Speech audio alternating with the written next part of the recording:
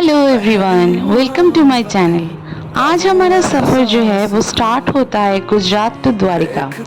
द्वारिका को माना जाता है 4 धामों में से एक धाम, और इसके साथ द्वारिका एक रास्ता है, मानो एक दरवाज़ा है स्वर्ग तक जाने का। मेनली लॉर्ड कृष्णा जो है वो इस द्वारिकाधीश उनको माना जाता है, मतलब इस द्वारिका का मेन वो राजा है, उनका ये राज्य है। पुराने ज़माने में उनका राज्य, आज भी बहुत सारे आर्टिकल या आप देखोगे कि प्रेजेंस जो है वो अरेबियन सी जो है उसके नीचे पाए जाते हैं। और ये पुराना पूरा शहर है। यहाँ पे तीर्थ करने के लिए आप आओ तो यहाँ का एटमॉस्फेयर ही अलग आपको अट्रैक्ट करता है, और मतलब तीर्थ स्थल आपको ये महसूस होगा हर कण कण में। तो जो बोलते हैं ना कि एक आप लय में चलते हो, जब आप डिवोशनल कुछ तीर्थ पे निकलते हो, तो वैसा लय हमें देखने को मिला। और मेनली जो है द्वारिका टेम्पल में वो है 2 द्वार, एक है स्वर्ग द्वार, दूसरा है मोक्ष द्वार। हम इस जर्नी पे अर्ली मॉर्निंग निकले थे, और जो है जाने का भावनगर से बेसिकली द्वारिका जाने को 7 to 8 आवर्स तो लग ही जाते हैं, उससे ज़्यादा भी लग सकता है, वो डिपेंड ऑन योर स्पीड। हम अपने कार से गए थे, तो उसके साथ हमें बहुत जगह भी घूमना था, तो आसपास जो होटल मिला हम वहीं पे रुके, और वो 3 to 4,000 के अंदर था।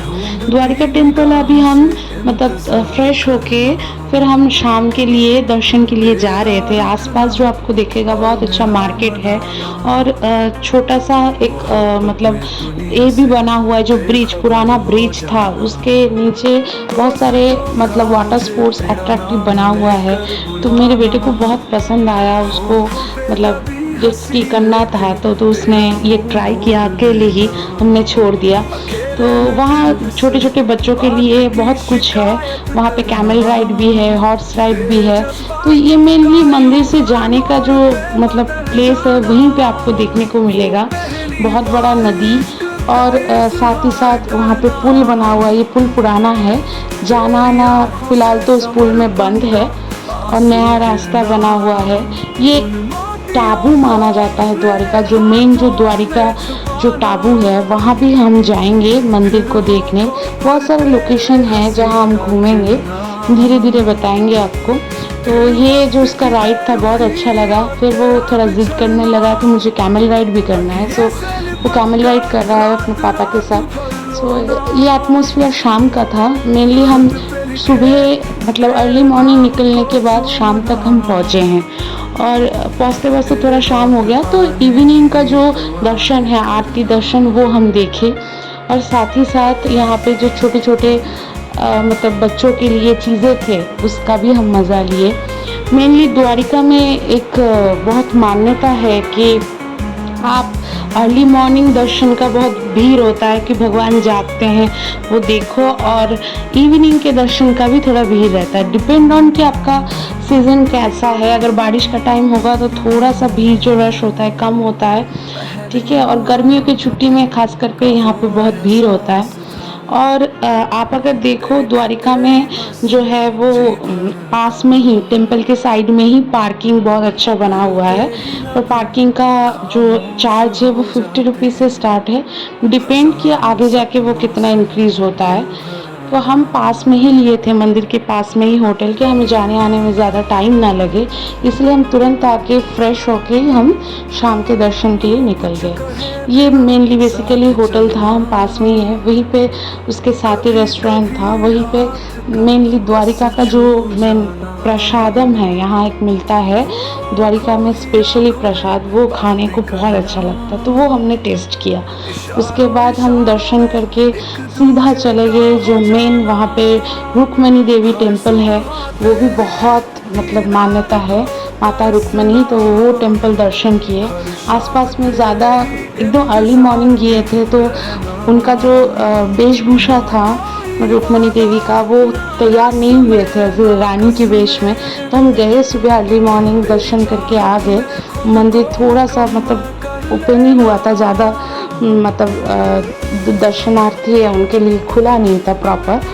और उसके बाद हम जो है ये नेक्स्ट दिन का जो सफ़र वो थोड़ा सा हमारे लिए बहुत अच्छा रहा, क्योंकि फर्स्ट हम इवनिंग को आए, मेनली द्वारिका दर्शन किए, उसके बाद जो और डिफरेंट लोकेशन है वहाँ गए।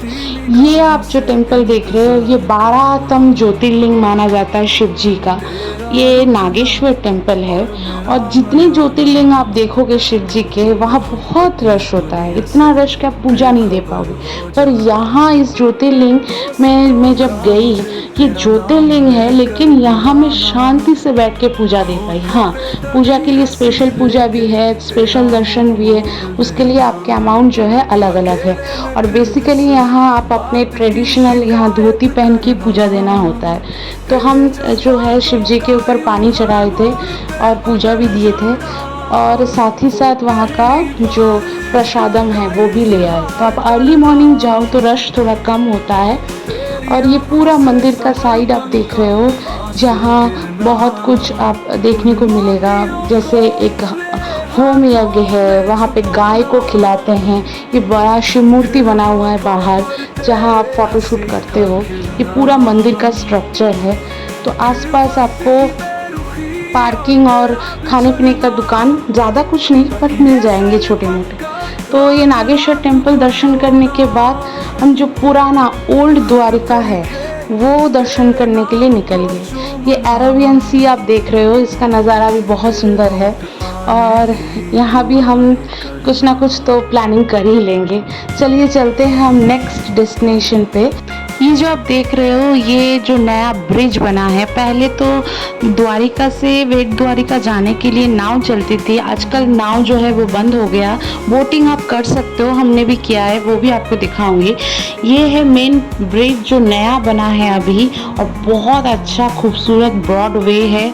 गाड़ी चलाने में बहुत अच्छा लगा, और यहाँ फ़ोटोशूट भी करते हैं। तो आइए हम बेट द्वारिका पहुँच गए, जो मेन पुराना टाबू था, जो मेन द्वारिका टेम्पल का जो ओल्ड मंदिर था।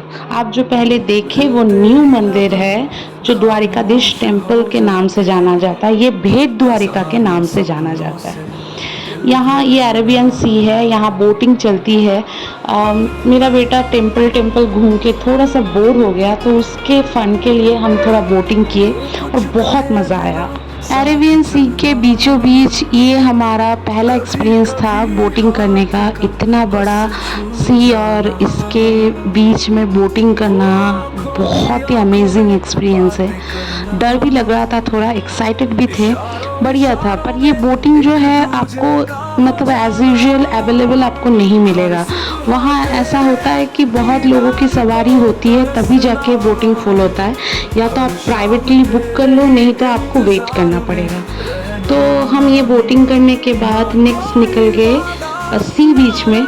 ये शिवराजपुर ब्लू फ्लैग सी बीच है। हमें ये ढूंढ के मिला एक्चुअली गूगल मैप में, बहुत किसी को इजीली नहीं मिलता है। ये सी बीच बहुत फेमस है, क्योंकि ये सी बीच से आपको बोटिंग के थ्रू आपको लेके जाएगा एक छोटा सा आइसलैंड के ऊपर, जहाँ पे आप बहुत कुछ फाइंड कर सकते हो। जैसे ऐसे आप स्कूबा डाइविंग, आप जो नीचे मतलब सी क्रिएचर्स देखते हो, कुछ हद तक क्रिएचर्स आपको देखने को मिलेगा इस आइसलैंड में, जो एक फन था मेरे बेटे के लिए। तो हम जा रहे थे उस हिडन आइलैंड को ढूंढने के लिए। तो ये बहुत ही एक्साइटमेंट था मेरे लिए। तो फर्स्ट टाइम था ऐसे, मतलब बीचों बीच सी बीच के अंदर आप बोटिंग करके एक न्यू आइलैंड पे जाके पहुंचो। तो समुंदर के दूसरा किनारा जहाँ दिखता नहीं है, यहाँ बीचों बीच ये आइलैंड बना हुआ है। तो वेरी वेरी एक्साइटिंग। हम बुक में पढ़ते हैं या फोटो में देखते हैं, पर जाके एक्सपीरियंस करना एक अलग ही मज़ा है। ये जो सी बीच है वो द्वारिका से 12 किलोमीटर दूर में है। हमने बहुत मुश्किल से ढूंढा, लेकिन बहुत अच्छा लगा। इस सी बीच का एक्सपीरियंस हम बोलें कि बच्चों के लिए तो बहुत है। यहाँ बोलते हैं कि डॉल्फिन भी देखने को मिलता है, पर हमें नहीं मिला। हमें क्रैब, स्टारफिश और भी बहुत कुछ देखने को मिले, जो मेरे बेटे के लिए मतलब पर्सनली और प्रैक्टिकली एक्सपीरियंस बहुत अच्छा था। वो बहुत खुश हुआ, और साथ ही साथ हमें भी बहुत अच्छा लगा। ऐसा एक मतलब अब आइसलैंड ढूंढ के निकालो जहाँ मतलब मेनली आप सी क्रिएचर्स को देखने को मिले, जो छोटे छोटे हमें शायद मिलते भी नहीं है देखने को। यहाँ स्कूबा डाइविंग भी मतलब आप कर सकते हो। साथ ही साथ यहाँ बहुत सारे वाटर स्पोर्ट्स भी है और बच्चों के लिए तो बहुत ही अट्रैक्टिव प्लेस है। तो द्वारिका अगर जाओ तो ये जगह जाने को मत भूलना। इसके बाद उसको एटीवी राइड करना था, तो ये बहुत फन था उसके लिए। फ़र्स्ट टाइम ये एटीवी राइड था और एटीवी राइड भी बहुत ज़्यादा कॉस्टली नहीं है। आपके 500 से 1000 के अंदर आपको मिल जाएंगे। आपको थोड़ा बार्गेनिंग करना पड़ेगा।